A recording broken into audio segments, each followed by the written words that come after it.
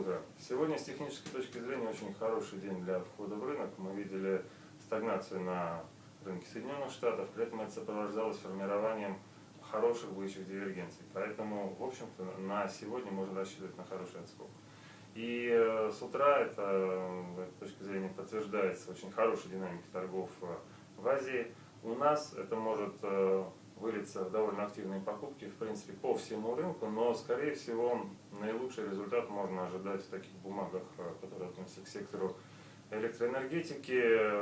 Вполне возможно, металлургия также будет себя чувствовать очень хорошо. По Сбербанку, безусловно, мы также увидим довольно мощное восходящее движение, но здесь надо понимать, что до тех пор, пока в самих Соединенных Штатах в банковском секторе продолжаются активные продажи, на слишком активный рост в Сбербанке, точно так же, как и ВТБ, рассчитывать, скорее всего, не стоит. Но, тем не менее, Сбербанк, безусловно, это один из наших фокусных эмитентов, который обязательно нужно накапливать в настоящее время.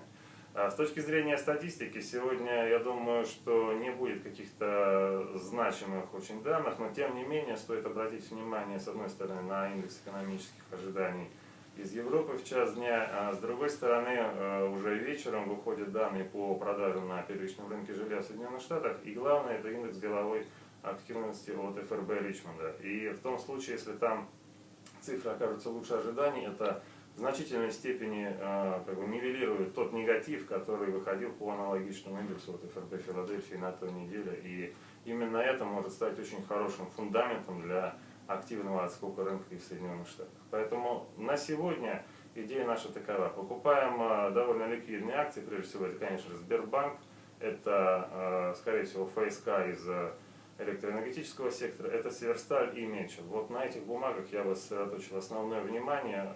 Здесь, возможно, и внутридневные покупки, но в целом ситуация очень хороша для того, чтобы накапливать это в долгую, и рост может, разумеется, не окончиться сегодня, а в принципе на фоне хорошей статистики можно рассчитывать на его продолжение в течение как минимум 2-3 сессий. Всем удачи и счастливо!